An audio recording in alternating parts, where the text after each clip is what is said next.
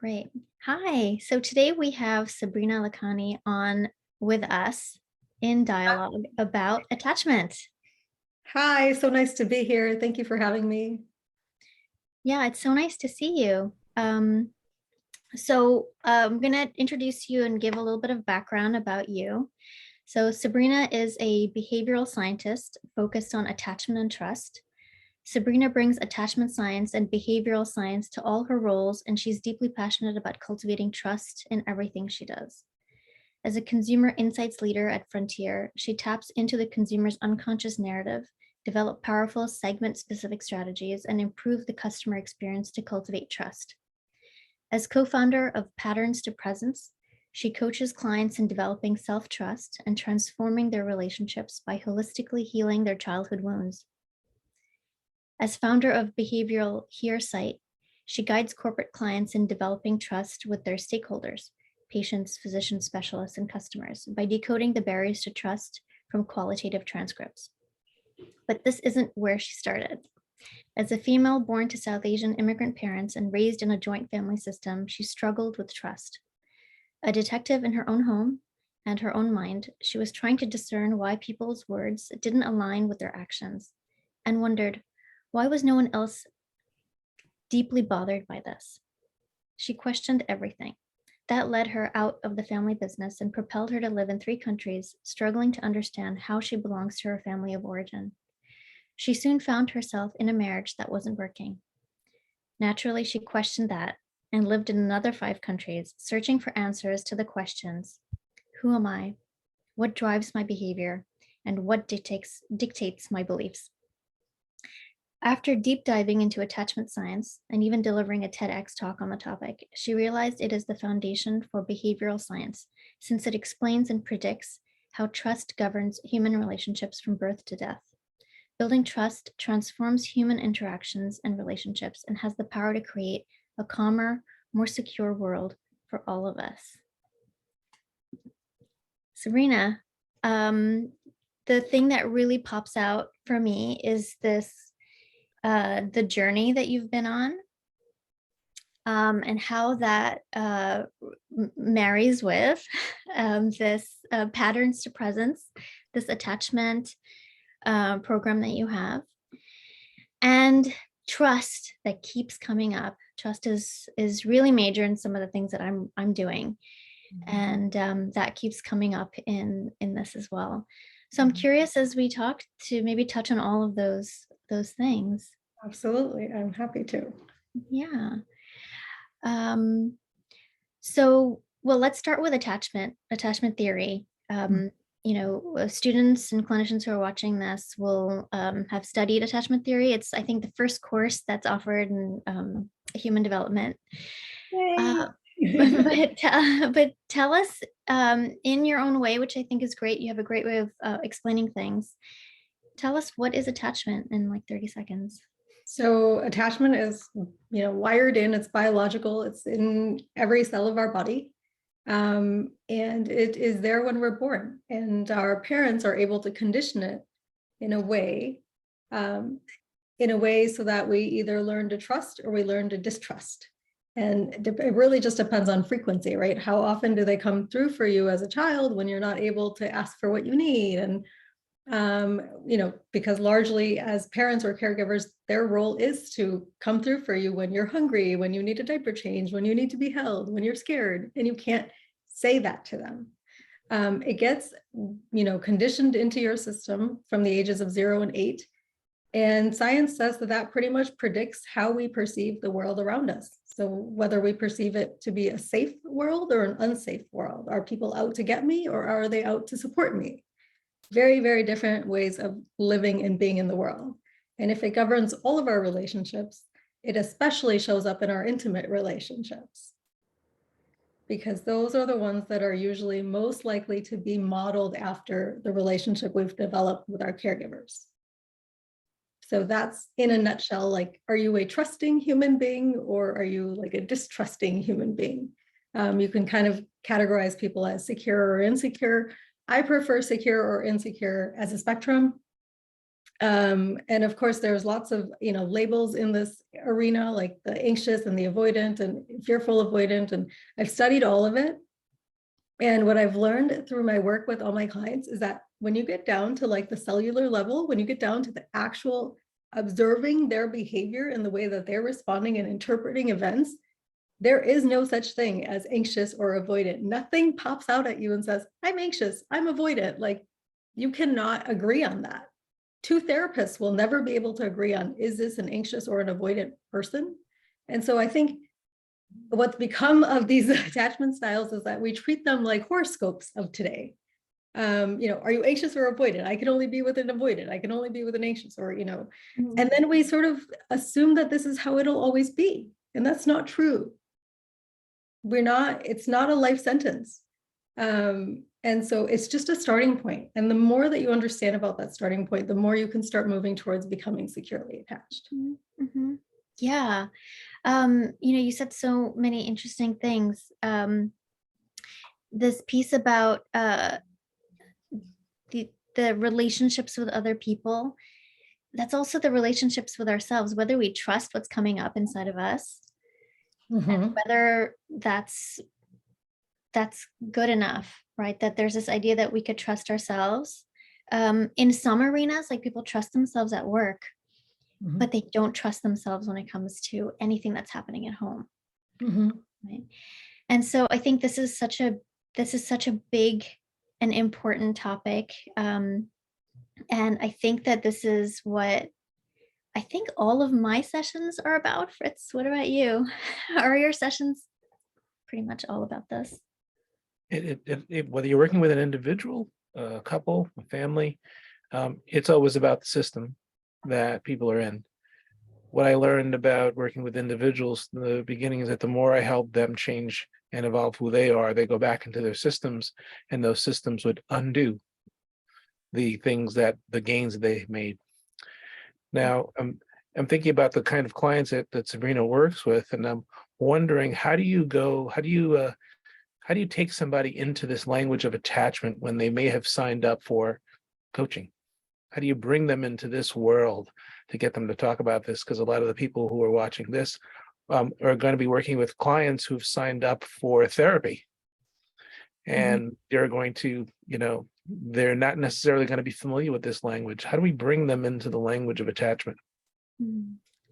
Okay, so I just want to backtrack a little bit. I found what you were saying was really interesting about the system, and what Sana said about trusting yourself. And so through my journey, what I learned was that we are born trusting, but we're not born trusting ourselves.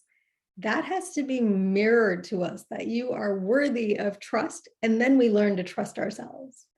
So the way that happens is we unconditionally trust our parents when we're born. But when they sort of have suspicion as to, are we crying because we actually need something, or because we are just trying to get our own way, or we're trying to push the boundaries, or, whatever negative connotations that they've developed around like what happens in childhood or their own understanding of what children are doing. And they don't come through for us in that reason, that's what breaks the trust. So our trust is broken in them. And then the reciprocal of that, right? They also are demonstrating that they do not trust us to know our bodies and to know what we need. And so then that's how we do not learn to trust ourselves. And I find that really interesting because for my clients, it's sort of undoing that process. And the way we do that a lot is by trusting what they're saying and what they're reporting, and not questioning it in the way that our parents question it. Like, are you really telling the truth? It couldn't have been that bad. Like all these sorts of statements. We never say things like that, of course, right? Because these are our clients. And so that naturally opens them up to wanting to trust us. And then because they see that we're trusting them, that self-trust is established over time, over the course of the program. So I get to see naturally in your relationship with a client, you're actually mirroring and modeling a process. And that by way of doing that and having them have that experience of you really following them and mirroring them, you're setting the foundation of attachment within the therapeutic relationship. Without ever really talking about it and telling them they are, I see the essential good in them, that they are worthy of someone listening, that they are worthy of someone tracking and understanding, seeking to understand them, right? Someone taking a real deep interest in who they are and what their story is. Yeah, I think this kind of brings us to the core of what is good client work, which is this really important piece, which if you didn't have anything and you had this, that something would work, which is this judgment-free space. Yeah. And a space where we are equal. And that, yeah, I might have some things that I might want to tell you, maybe, if it feels right, but that there is no agenda here to change you. And that is a thing that people don't get sometimes when they're growing up. And I'm thinking about this with my kids. That sometimes it comes up, like they'll express something and it'll be so confident and specific, and I've been waiting for them to do this thing, and now they're expressing that they trust something about themselves, but it's been so long where they've been sort of expressing, no, I don't want to do this thing, and it's validation, like, okay, I hear you, that makes total sense, you don't want to do this. And years of that, and that goes on, that continues. Yeah. And so bringing that in, that piece that you're saying clients may not have gotten, not just in their early years, but in a lot of South Asian families, you're not necessarily getting that even as an adult. Yeah, people don't know how to, right? So they're aching to feel heard, they're aching to feel recognized, acknowledged, understood, and validated, like you said, right? Like, yes, your perspective makes sense, I get it. And someone willing to take the time to like ask the right questions to make sure that they're like, I'm really doing a good job of understanding. It's not just like, okay, yeah, I hear you. It's really like, what I hear from them is that, wow, you've asked such reflective questions. It makes me feel like you really care and you're really listening. And we do this over, so patterns to presence happens over journaling, right? So the journaling is the main component of it. And that's with me. So they have about 15 days of consecutive journaling. And so every day they're required to write responses to certain questions. And then I follow up and I ask follow-up questions. So it becomes like this dialogue of back and forth. And when they see me asking more follow-up questions about a certain event or a certain circumstance that they, felt really strongly about, that's what makes them feel heard. And I think that in 1 hour a week therapy sessions, the time just isn't there. Right. And I'm a fast reader. So I always tell them, like, you can write as much as you want. I will read every word. I've had a client write 100 pages during their time in patterns to presence. And it's my honor, it's my privilege to be able to, come into their world and understand it. And then at the end, I recap it and say, here's where you were. At the end, I deliver an insights presentation. So I start with like, here's where you were, here's the environment you were born in, here's the type of caregiving you had. And because of that, these are the patterns you developed. But now we've already started to move past that and shift out of that. And here's where we can see some of your new patterns coming in. And here's how you're going to continue. So I give them a roadmap at the end. And so it's like a presentation of you back to you at the end, after like the transformation's already started to take place. Sabrina, it makes me think of what we were just talking about, that this experience makes you feel so seen. Right, that this is sort of the cognitive piece of it, that you can read about yourself, or that you can write something and then you get your notes back. So this is a piece of it where you get to sort of see in writing what's going on. And the feeling piece of that for me is this, even as I'm sitting here listening to you, I'm imagining what that would feel like for me. And I get this like warm feeling in my body that having someone read your work and say, this is 100% correct, and this is true about you, and it makes total sense, feels really good. And in fact, the idea of this came from my 7th and 8th grade teacher, who used to have us write journals. And I remember he used to stack these journals all the way up and take them out to his car and take them home to read. And then like a few weeks later, he'd bring them back, and he'd do this a couple times a year. But what a gift that was to receive, like someone willing to read every innermost thought you had, that you were willing to put on paper. And he would do exactly the same thing. I remember he had his green pen, and he would mark on the margins, and like he would write questions, or he would write thoughts, and then at the end he would write you like a note of, what he thought about your journal entries. Mm. Yeah, I'm thinking about the act of inviting somebody, whether it's your 7th or 8th grade teacher, to open up and put your innermost thoughts on paper, or doing that as a client, having them do that work in between sessions. So much time and energy and experiential effort that they are partaking in during that time, that in and of itself is therapeutic. Then to have the added experience of a sentient being reading and going through that and sharing with them, validating them, seeing them, providing empathy and compassion, that's pretty powerful. And we're not even talking about the therapeutic hour yet. Yes, exactly. Mm. Yeah. Yeah. Tell us about what happens next in your program. So, tell us about what are the other parts of patterns to presence? So weaving through the entire program is the journaling component, like I talked about. So I'm tracking and in communication with them the entire time. And then my business partner, Zamir, who is a holistic counselor, he's a breath worker. He also specializes in compassionate inquiry. He studied Buddhism for 10 years. He's just like an all-around superstar. He does the compassionate inquiry sessions with them. So they get 2 of those. And I'm not sure if you're familiar with that, but it was developed by Dr. Gabor Mate. He's a leading addiction behavioral specialist in the world. And so Zamir studied right under him. And they get 2 of those sessions, and then they have a breathwork session with Zamir. And usually by that point is like the breakthrough, like people are like, what was that? I had no idea that was inside of me. Like, lots and lots of like release of old emotions and kind of stories and memories. And we've noticed that, at least I've noticed, is that you need that type of breakthrough in order to make room for new patterns, to plant the seeds for new secure patterns. Mm-hmm. And then they have a communication coaching session with Farah, who teaches them about NVC.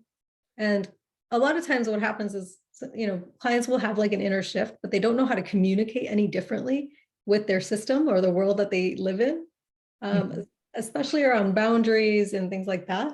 And so she coaches them on specific situations that they write about in their journal. So she comes prepared, they come prepared. And it's a jam-packed 1 hour. They get a lot of strategies and a lot of role play, and in order to really make that happen in their real lives.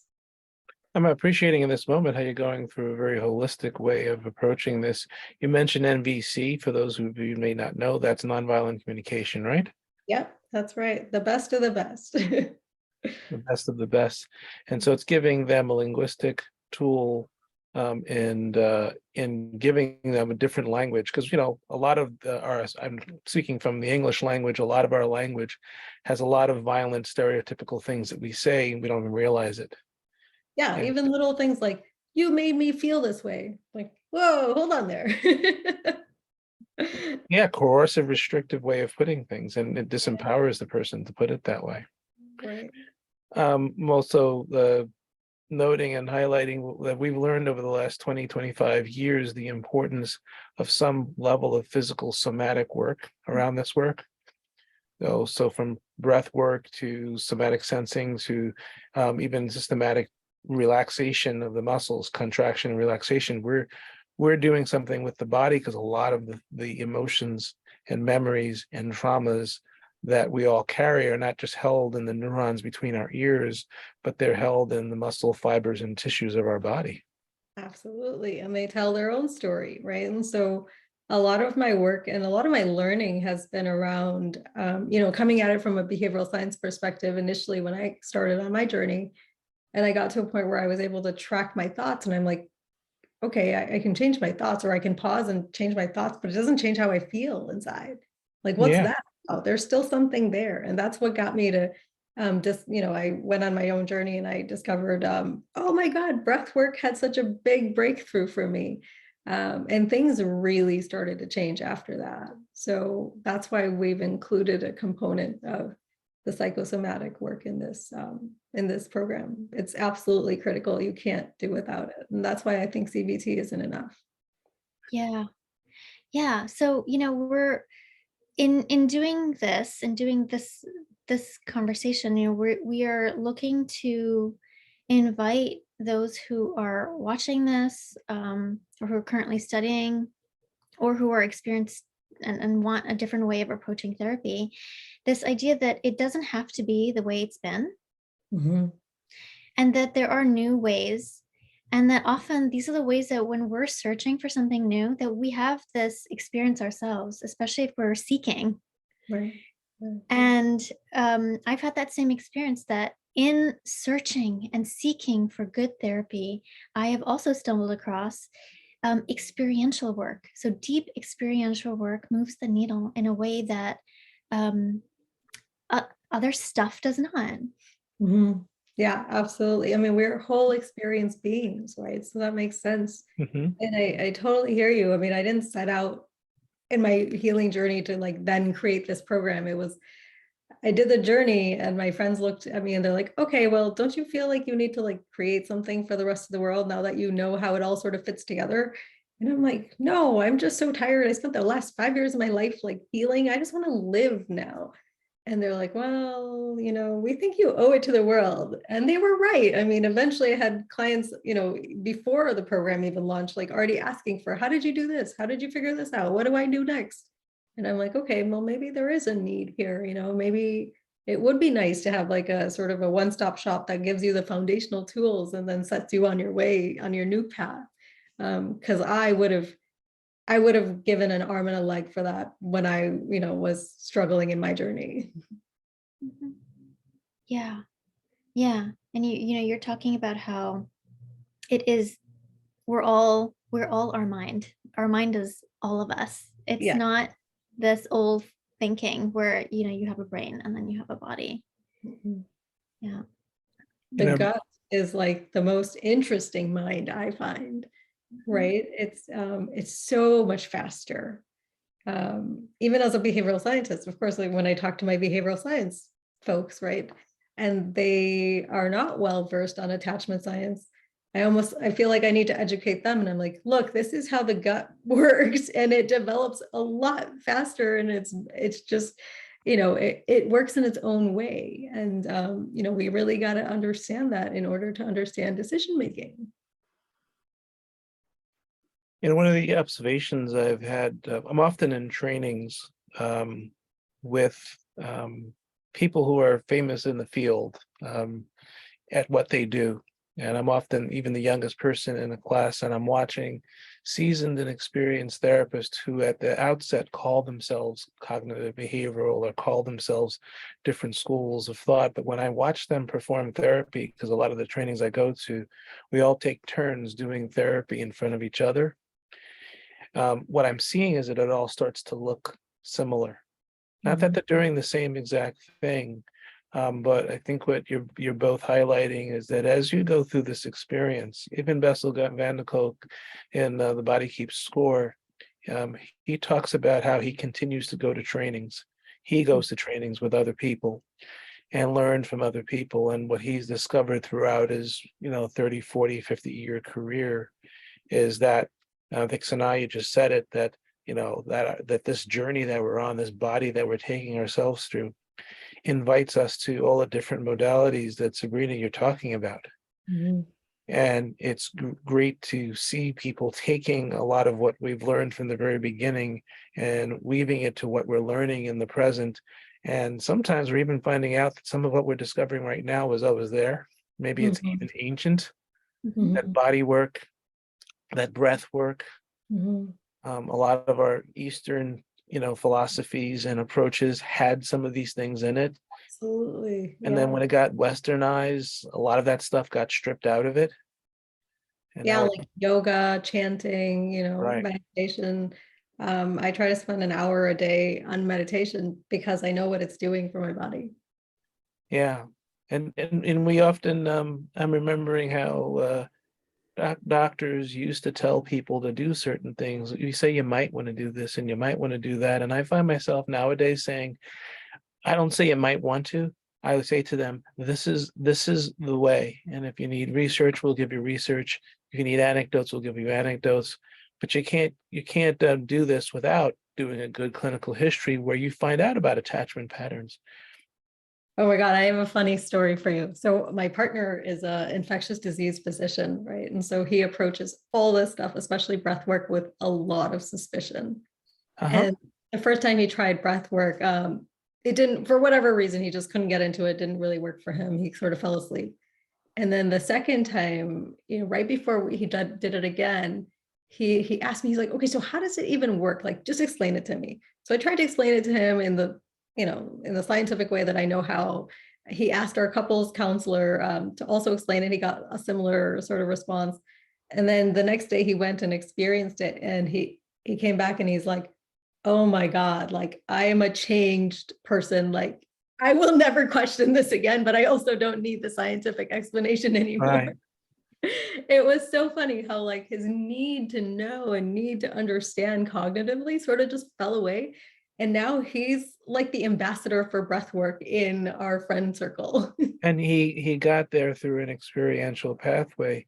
I think when I was reading about mindfulness-based cognitive therapy, their first attempt at it, I mean, the creators of it, their attempt at it was to go attend the workshops and take notes on it. And when they went to try and actually utilize the approach, it failed. And they realized the critical element they had not included in their studying of it is to first experience it themselves. I think generally the big mistake that has happened with like more the cognitive, I must understand intellectually approach to things, is that a lot of this cannot be understood cognitively and intellectually. It has to be experienced experientially. And exactly that anecdote's perfect example of how when somebody has the experiential, they no longer need this intellectual. The intellectual it's child's play, it's elementary, it's unnecessary. Yeah, it's an undeniable experience, right? And I also think like the overly analytical, I mean, I was like this, so I totally understand and empathize with people like this. That's a trauma response. It's a trauma response to need to know everything that you're going to experience before you experience it because you don't feel safe in your body. Ooh, can you say more about that? Yeah, sure. I mean, we see clients like this all the time, right? Like this need to know this, like what is going to happen, need to have like a planned out life. It's because they're uncomfortable with uncertainty. And what they've learned to do as children is to ask as many questions as possible, look into as many resources as possible to try to piece together what is it that I'm going to go through so that I understand, so that I feel safe. Because without that information, I'm left with nothing. And that uncertainty feels so threatening to me. And I have not learned to cope with it in any other way. Somewhere along the lines, we learned that the questions had to be answered. All this proof had to be provided in order for us to feel safe. Mm-hmm. What happened to us? Yeah. We disconnected Safety from our seeking authentic machines. self. Say that again? I was You're saying we safety just, seeking machines. yeah. I think we've been taught that way. Yeah. We've been taught that way to rely upon, let me see the evidence before I can feel safe and be relaxed. Now, when I'm asking a question, I don't know if I know the answer in the moment, but thinking about what's happened, what trauma, you said trauma, that's why I got curious in the moment. It's a trauma response that felt right, that felt like that resonated. Mm-hmm. And even in that moment, I was like, give me some evidence, give me some data. How do you know? My gut says it's so. And my gut says it so. I'm often working with couples where one person will say, I feel, and I feel because of what happened, XYZ, or I feel in general, you this, and the partner who's listening to it says, can you give me an example? And I feel like blowing a whistle, offsides, distrust. Oh, hard. Yeah. Uh, yeah. And and and to the point of experience, I think that in order to do some of this work, you really have to try to take some time to be in it and to experience this, because experiencing, for instance, couples therapy, where your therapist doesn't do that, Fritz, where they don't do that and call a timeout because this person is trying to pin them down. And so much therapy happens like that because the frameworks that we have to work within Mhm. are not about that kind of undoing of the trauma response, or the let's look at what's happening now. They're into, here are the 5 steps. This is how you have this conversation. Now, when this person says, "How do you feel?" you respond. You can use this page of words Mhm. to describe how you feel. And I think that if you've gone through that, you realize how that doesn't work anymore. There might be pieces of different kinds of therapies that you might want to bring into your work, but that's missing something, and you don't know that until you experience that. Like Fritz, when you said that, it was such a relief that you do that, because I've been in situations where the therapist hasn't stopped in that moment to Mm. validate that this feeling is so meaningful and deeply true, regardless of whether it has a word attached to it or not. Because the part of you that's experiencing this is not the same part of you that has language. Mhm. Absolutely. Right. Yeah. Right. Yeah. So to Yeah. know that, to experience that is so useful if you're going to be helping, healing, and working with other people. And I just want to echo that. It's not something that you're done with. Like people are like, so what now? Like, what do you do in your, day-to-day life? Or like, are you guys just perfect? Like, no, we have issues all the time. And you keep on getting better at it. Keep on getting better at recognizing what is it that's coming up for me? How do I need to communicate it? Knowing who my partner is, and asking for what I need, negotiating our sort of needs in a way that we both can have what we really need. It's a lifelong process, and you get better and you understand things differently, and you're like, oh, I didn't see it that way before, and I get it now. I mean, I still have my therapy appointments. For a long time, I was seeing my therapist twice a week when my partner and I first got together, because there was just a lot of stuff that came up for me.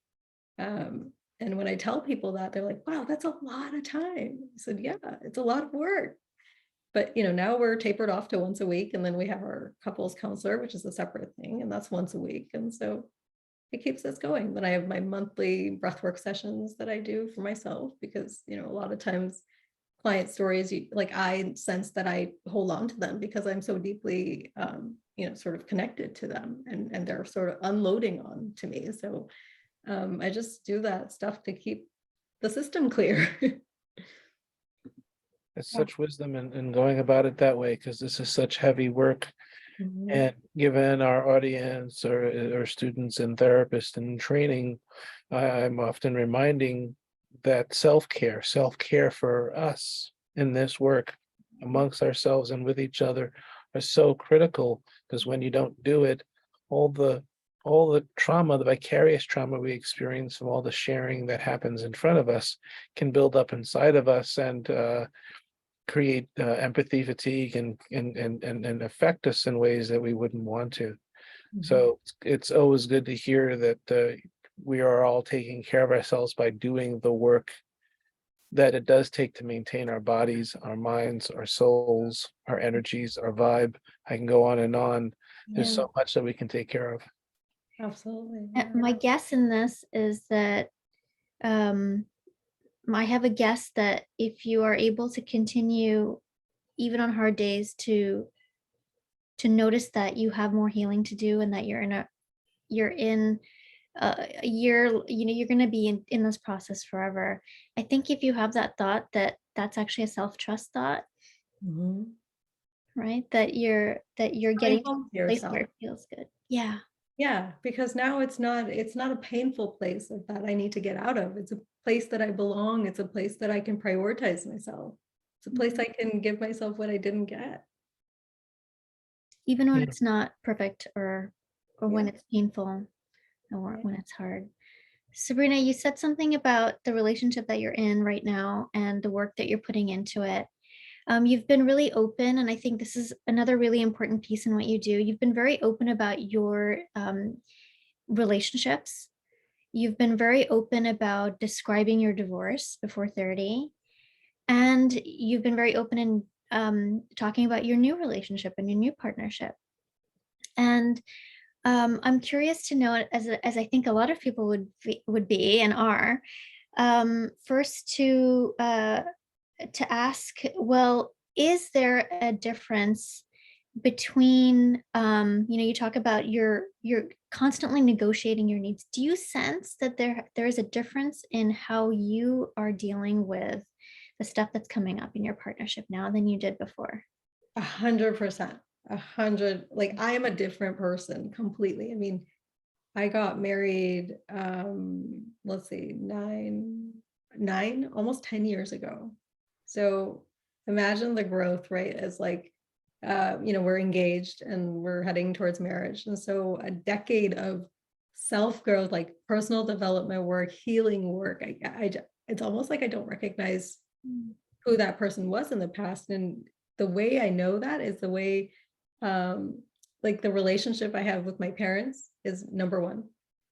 And my own partner will tell me, like, I don't know anybody that has such an authentic and genuine relationship with their parents like you do. And this was after we went to Hawaii for a week with my parents, and he really got to observe how I am around them. And he's like, you're no different. Like, that's amazing. There's such few people that can be themselves with their parents. So that's a really important facet in building this relationship with myself, is that now comes out in these different relationships. So I think it's completely different. I think the way that we bring things up with each other is different. One of the things I remember being married, in my 20s, was when there was something bothering me, the way I would bring it up would be so harsh and critical, because I was coming from a history and this belief that I will not be heard and my needs will not be met. But I didn't know it at the time, right? Like back then, it was just like we were both mimicking what our parents had done in their own marriages, and because that's all really we knew. And everyone around us was deeply insecure. And so that's how you bring things up in my mind. If you don't fight for what you want, you don't get what you want.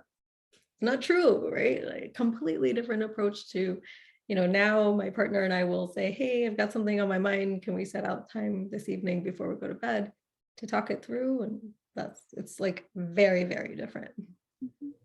I'm also hearing, when you say that both of you are in a very conscious partnership, that you can even have that conversation.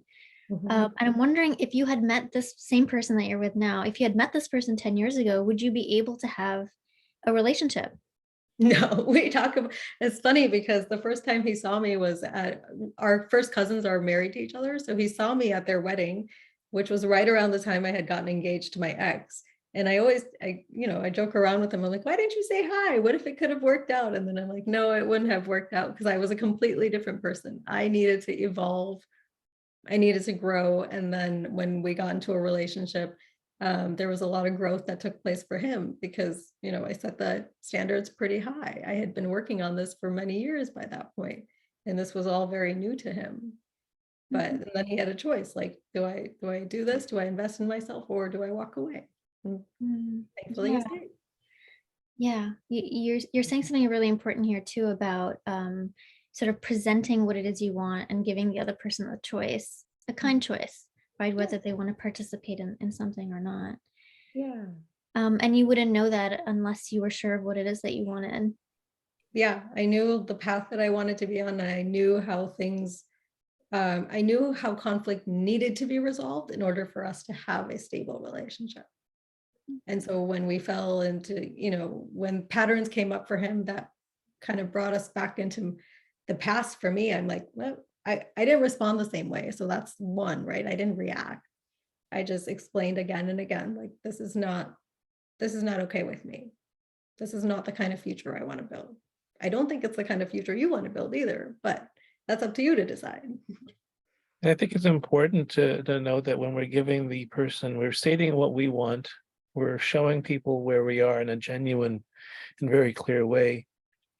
or giving them a genuine opportunity to see us and see whether they can actually bridge the gap if they need to bridge one.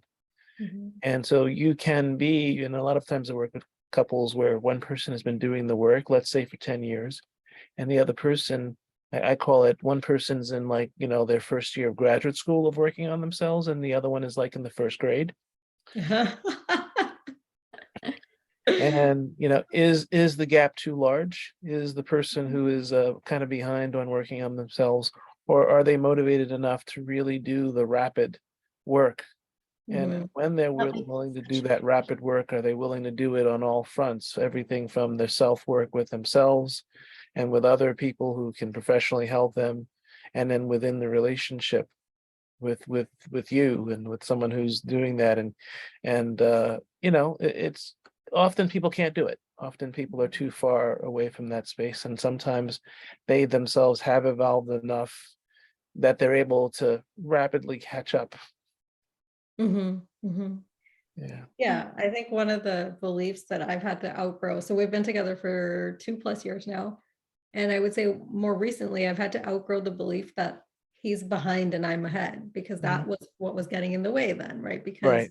anytime there was conflict, I'm like, oh, you still don't know how to do blah, blah, blah, like, just go into my own pattern. And our couples counselor called me out on it. And he's like, well, that's not helping you anymore. Like, it might have helped in the beginning because he rapidly needed to progress, but you're both here, and if you can't let go of that thought, it's just gonna defeat the purpose. And Yeah, so, that highlights the importance of not there being a superiority inferiority yeah, dynamic, because that can be problematic. Mhm. right. Whereas initially we both had agreed, like, okay, Sabrina's further ahead and Raymond's gonna play catch up for a little while. Mhm. Yeah. Yeah, I'm hearing this other self-trust piece too, right? That you trust yourself, at least in the beginning of the relationship, or actually maybe anywhere, right? To what you were saying, Fritz, that if someone is like grade one and the other person is, had 10 years of like self-healing, uh, do I trust myself to stand my ground and leave? And there will be other people that I could connect with, Hmm. which I think is such a big question. It comes up over and over in couples work, which is a couple will show up and it's, do we stay? And so I think in our popular culture, and I think in a lot of therapy frameworks too, by the way, this idea that, hey, listen, if you just hunker down and work the system that we have for you, like you can make this work, you're just getting in your own way, which I think could be true for some couples, but Yeah, not necessarily true for all couples. Mm. not necessarily true. And this is where we all have to be really careful, because my first grade graduate school example is one paradigm, but generally the paradigm is very, very multidimensional, where a person can go from one dimension of awareness and growth and be in another one. So we have to be careful, even when we're doing this work, that we don't stick to simplistic or linear or superior inferior models of describing things. And I think that's where even just nonviolent communication work and paying attention to the idioms we use and the phrases that we use, they can serve to help some people understand in the beginning at work, to think of one person as more advanced than the other. But then there's a point at which we have to lose that, because that could be Yeah. a limiting paradigm to work from. I think for us, what we did was pretty early on, we had agreed what it would look like for us to know that we were getting better, like we were progressing on the same sort of path together. And for me, it was how we do conflict. So what happens when conflict happens, right? And a lot of times it's very, very common, like, especially in an early relationship where you have conflict, the emotions are high, and then one person says, I'm out, I can't take this anymore, I'm done. So like calling it quits, or, saying this is over. For me, that became like, that is a non-negotiable now. Like, we cannot go down that path. We have to stay in it.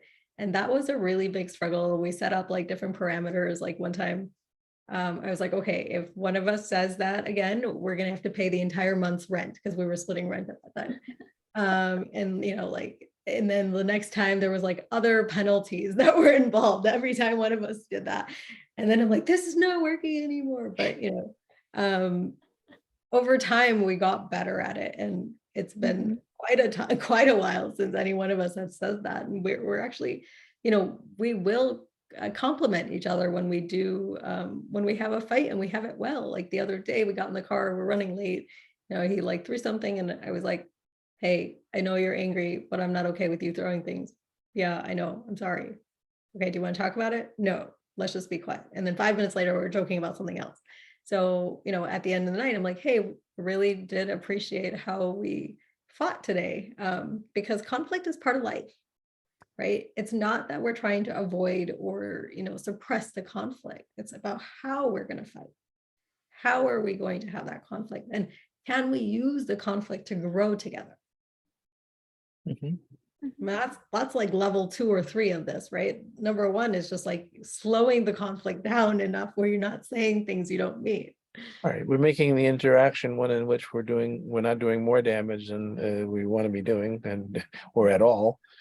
And I think that level 2, 3, eventually we have to even start looking at the part of the self that throws the thing, and where does that part now live? Did we exile that part, or did we give that part the healing, the love, the care, the compassion it needed, so that that part never has to show up and throw something again? Absolutely. And in that way, I sometimes say something controversial, which is we're fighting. You said, and I think fighting is conflict. I like the word conflict is inherent in nature. Conflict is inherent. Yeah, it's Um, just a duality of life, right? There's right. always 2 or more opinions or perspectives, and Absolutely. built into the world. Conflict, disconnect, misunderstanding, all those things are inherent. But I often challenge the belief that fighting, even that word that ends up in there, that can be the reason why that can be a controversial or a debatable thing, is because even in nature, fighting is part of it. Exactly. But Yeah. in our relationships, a lot of times the fighting occurs because there's been a breakdown in communication, there's been a breakdown in connection, and there's been the assumption of sameness of understanding. And so a lot of the conflicts come from this expectation that there should have been sameness. You should have known what I meant in this and that. So now knows I think of different examples, but I remember one example of like, it'll probably kill me for using this example, but I remember one time she lost her debit card. And then minutes after losing her debit card, money started coming out of her account.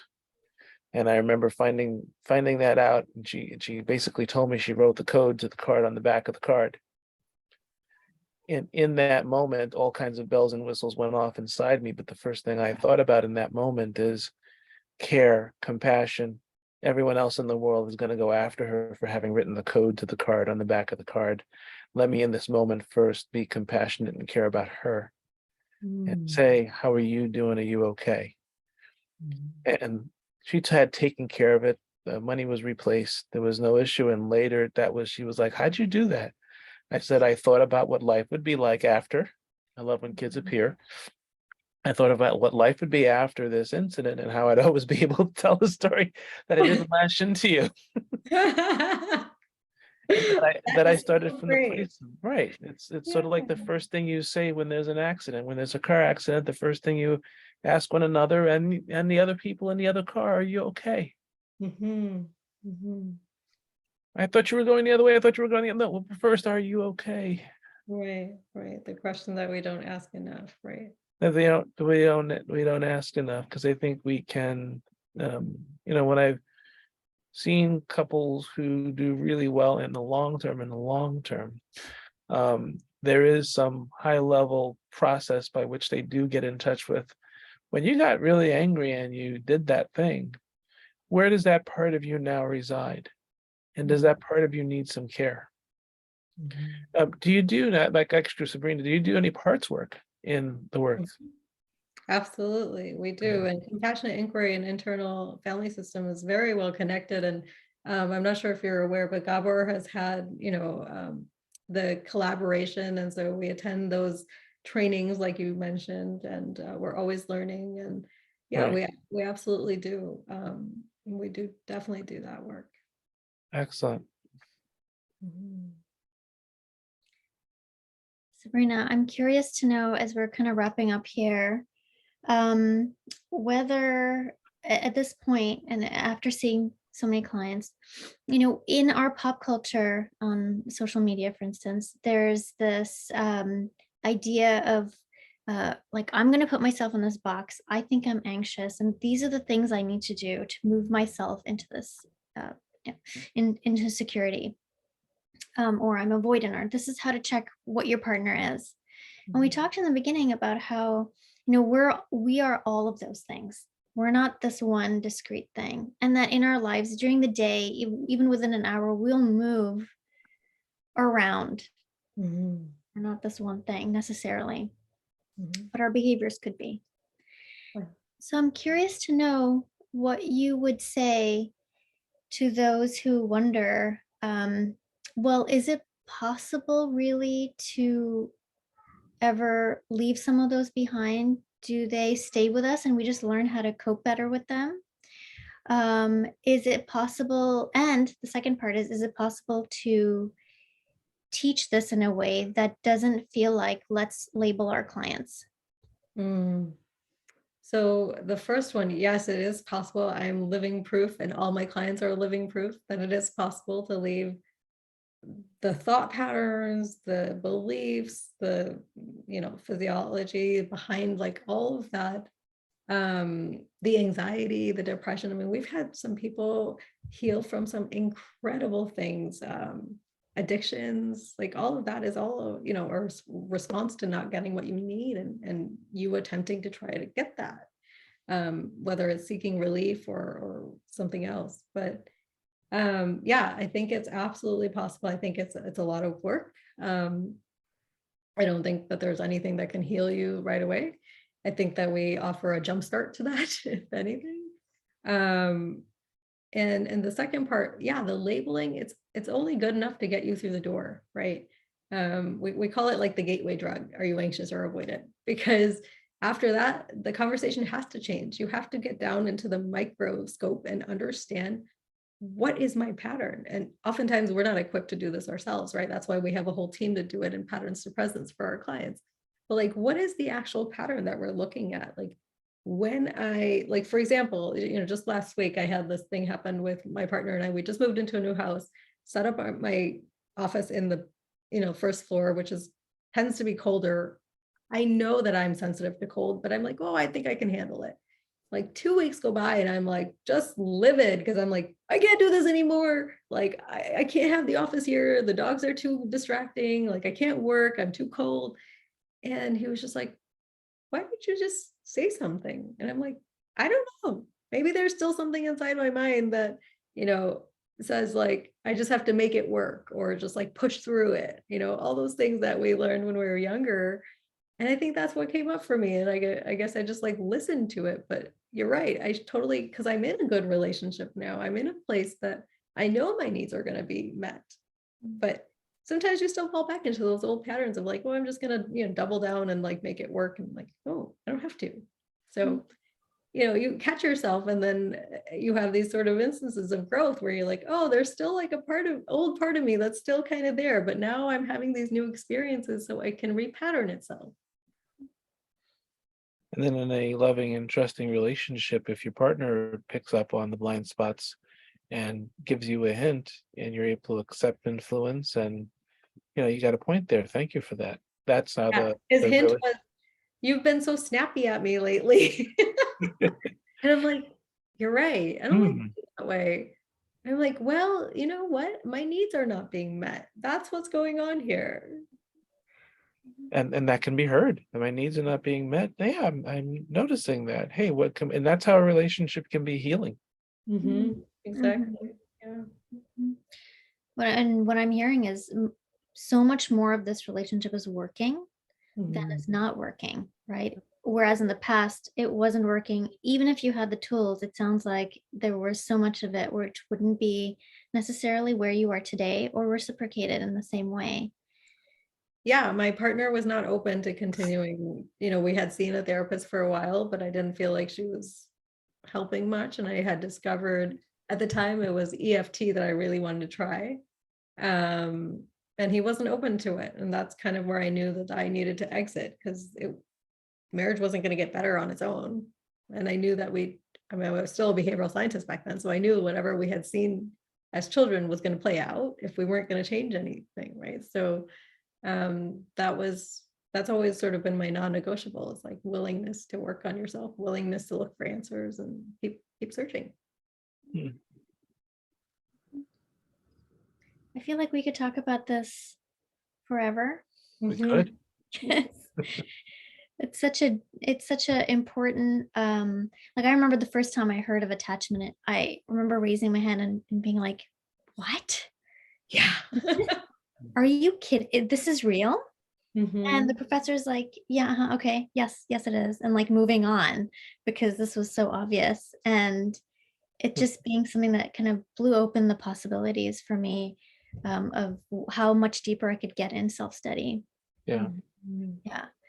And so as you know, we're kind of finishing up here, I'm thinking about the places we've been today and some of the things that really pop up out of our conversation, are that we've talked about sort of being equal to, right? That we are, even in your work, when you're journaling or listening to your clients, there's this feeling of I'm equal to you.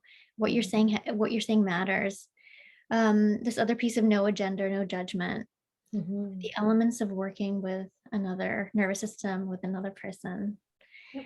And this sense of validation. And I think that, especially in the community you're working with and in a lot of South Asian immigrant families, your story is very validating in Mhm. that it is, bringing up a lot of truth that,